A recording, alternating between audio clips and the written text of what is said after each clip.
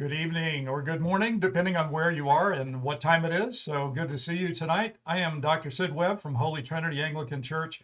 And some of you may not have heard last week what we're doing, but Matt has asked me to do a presentation every week, a video that would be a short video that would supplement the sermon of the week.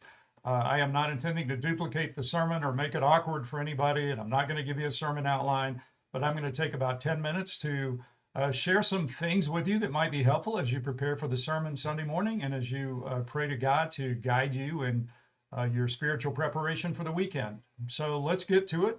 And we're in the book of Philippians. I hope you figured out by now. And it's been great. Jeff had a great sermon yesterday. Today we're in Philippians chapter 1, 27 through 30. And the reason for the word specs there, I'll show you in just a moment. As Matt has mentioned, I recently published a book called Awake from Bible Slumber: How to Make the Word Come Alive, and it's on Amazon. But in that book, I take 15 different words that I have used with people in workshops and such to help you grab an understanding of the Bible, to be able to look at a passage and have it come alive in front of you. And so each one of these words I will describe in the book, and I talk about how to use that in personal life, in your individual Bible study, and also as a group, because it's a lot of fun to do these as a group and to watch the word come alive in front of us. And so what I'm going to do is each week when I do a Philippians video, I'm going to take a word or two and briefly explain it and then show you something from the passage of the week that might help it to come alive, the passage. And so I want to jump into that right now. My goal is to make these videos around 10 minutes. So we're not talking sermon here, so hang in there. So anyway, tonight, the word I want to choose is the word specs. And specs refers to the details of the structure of your passage and of your verse. And we always start with the verb. So yesterday morning in the sermon time when Jeff was preaching, I had my iPad out in my Bible software program. And as he was going through, I was looking at the verbs and I was thinking about how does that drive the passage and how does it drive the action? Well, in the Bible, of course, with all the chapters in the Bible, we could have millions of details in terms of specs. You know, some are small, some are bigger, but just looking at the specific details. And I want to show you a bit about how that works tonight. So this is fun. I've had a great time preparing this, looking forward to sharing it with you. So first of all, I have a Bible program that's quite extensive, and I put a lot of money into it over the years to help me be able to crack the word, and especially the Greek and Hebrew, but other resources. It's called Accordance, like concordance, but it's Accordance. And I was searching on Accordance to see the most used words in the Greek in Philippians. And so I want to share a few of those with you right now. And so in that box there, you see that the word kai, which means and, is 107 uses in Philippians, but that's a particle, so we're going to bypass that for now. But we come down a little further and you see the red circle, you see Christos, which is Christ, and that's used 37 times in Philippians. You may not have realized that, and I didn't either. It was like, wow, I didn't realize it was that many. The word pos, I'm going to come back to, which means all or every, the whole. That's used 33 times. I will come back to that. Theos, God, is used 23 times. Jesus, Jesus, is used 22 times. So that's cool. Now I'm going to add a little bit more. Kurios, where we get the word Lord from, that's used for Christ the Lord or used for a human master, is used 15 times in Philippians. And then we have a long list over here. Phroneo means to be wise or to think, and that's used 10 times. So we're challenged by Paul to think and think wisely. Adelphos for brother is used 9 times. Euangelion, good news or gospel, is used 9. One that you'll want to know, Cairo, and the noun charis means to rejoice or to hail. So we see these words related to joy and rejoicing, and that's used quite a bit there. Doxa, which means, it says opinion, but it really means glory, as used in the New Testament. Glory is used 6 times. The word to regard or to consider, to count, hegeomai, is used 6 times. And then thanatos, the word for death, is used 6 times. So actually it might be in there more than you realize in Philippians. Now I'm going to go into a little bit of detail. We can't obviously in this video go through all the details of the book. So I have been extremely selective and I've chosen some things I think you're going to find quite fascinating tonight. And if you don't, I promise I'll give you your money back. So here we go. Here's our passage in front of us. Philippians chapter 1, 27 through 30. Only let your manner of life be worthy of the gospel of Christ, so that whether I come and see you or am absent, I may hear of you that you are standing firm in one spirit, with one mind, striving side by side for the faith of the gospel, and not frightened in anything by your opponents. This is a clear sign to them of their destruction, but of your salvation, and that from God.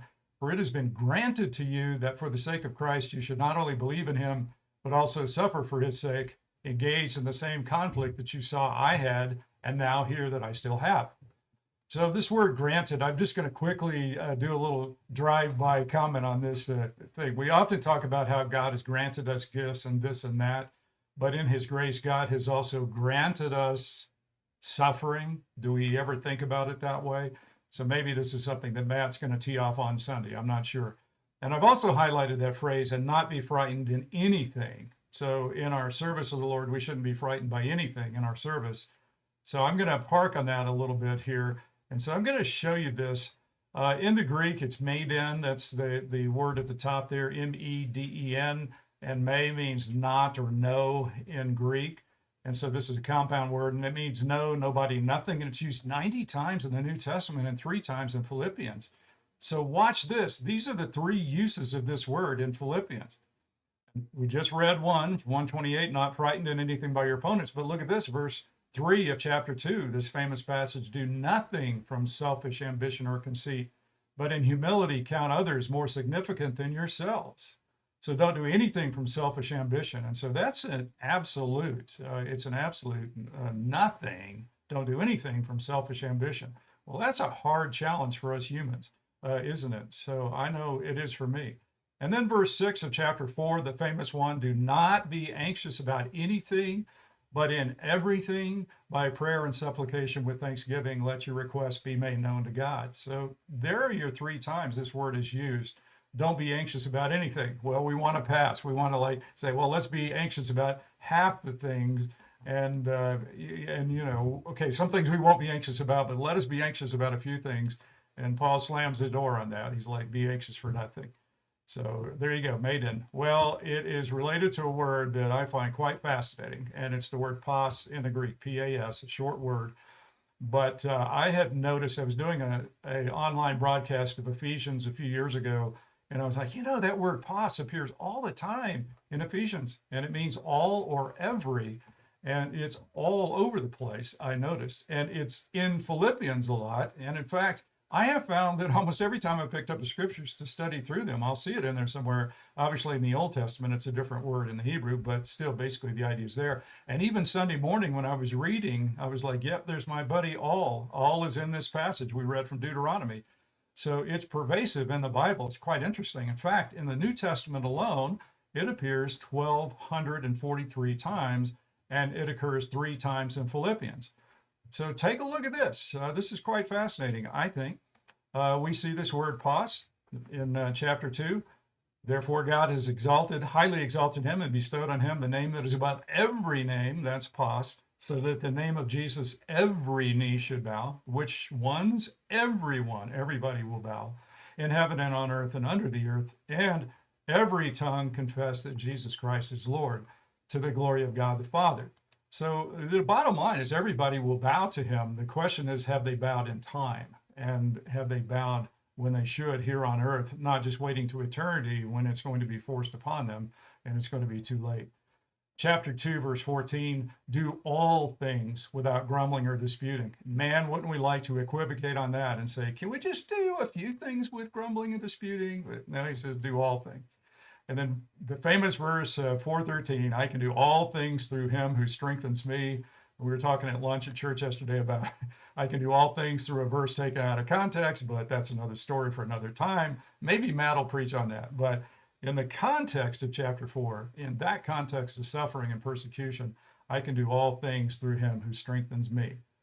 Now, I love this word pas, as you might have noticed, and I see it quite a bit. So I want to conclude this because the video is going quickly, but I want to come to something that you might think about from Sunday morning at our service on Sunday morning at the end of the service.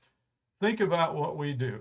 We stand up there and we say, I send some of my problems to Jesus Christ, right? Well, you know, it's very convicting. It makes me think, because whenever I do that, I stop and think, it's like, you know, I'm making a commitment here. I mean, it's kind of like a vow with a small v, but it's like I'm making a commitment that this week, no matter how tough things get, And they can get tough. Like I had a root canal this morning. Not your favorite thing to do, but it's like no matter what happens, I'm going to send my problems to Christ, and I'm not going to hold any back. That's a commitment we make every Sunday, and not always easy to do, is it? So send some of our problems to Christ? No, we send them all. And that's the word pos. And so what I want you to do is notice as we go through Philippians or go through any part of the Bible, just how frequently you will see the word all, because it will pop up over and over and over, and especially in the writings of Paul. So I wanted to share that with you. Again, I'm Sid Webb. If you've got any thoughts, you want to contact me, feel free. But otherwise, I will see you Sunday morning, and I look forward to being with all of you then. So take care. God bless.